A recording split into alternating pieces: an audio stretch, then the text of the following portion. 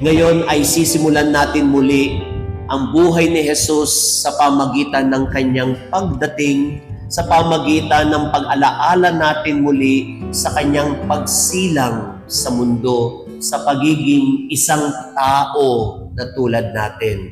At dahil dito, bagong panahon ang tinatawag natin dito at tinuturing po natin ang araw na ito bilang bagong taon. So marahil po ay New Year natin ngayon ay hindi kasing ingay ng usual na New Year na sineselebrate natin, ngunit ang bagong taon natin ngayon, simple, tahimik. Sinimulan natin sa pagsisindi ng isang kandila. Pero ang taon pong ito sa pagsisimula natin ay punong-puno ng aral na nagbibigay sa atin ng kahulugan ng ating pananampalataya. Kaya nga po muli nating sariwain, ano ba ang meaning ng Adbyento, ng Advent? At ang Advent pong ito, ang salitang Advent ay nanggaling sa salitang Latin, Adventus, na ang ibig pong sabihin ay coming, pagdating, or anticipation, o may inaasahan. Ibig sabihin po, dahil may darating, meron tayong inaasahan. Dahil may darating, meron tayong hinihintay.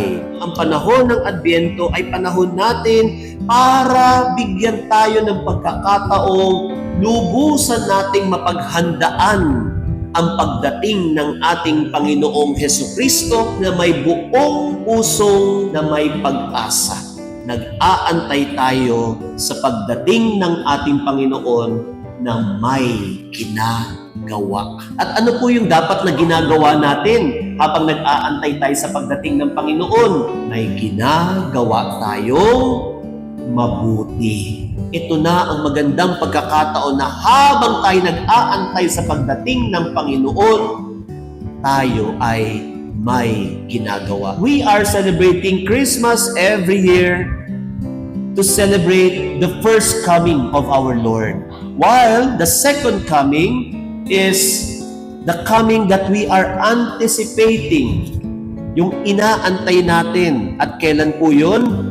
Wala pong nakakaalam kung kailan. This third coming is between the first coming and the second coming. The third coming is the now. Because every day, Jesus comes to us. Every Sunday, Jesus comes to us in the Eucharist. Every day, every time that we pray, Jesus comes to us.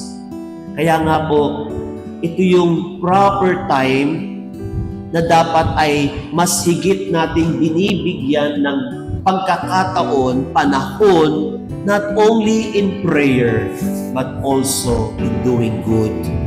Because the reason of the season is Jesus.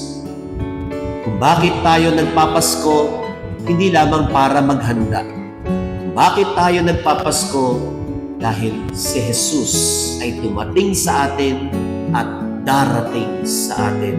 At dahil siya ay darating, dapat maghanda, dapat mag-anticipate sa pagiging matuwid na buhay, iwasan ng kasamaan, ilayo ang makapapahamak sa atin. Kaya nga po, isang makahulugang bagong taon sa ating lahat.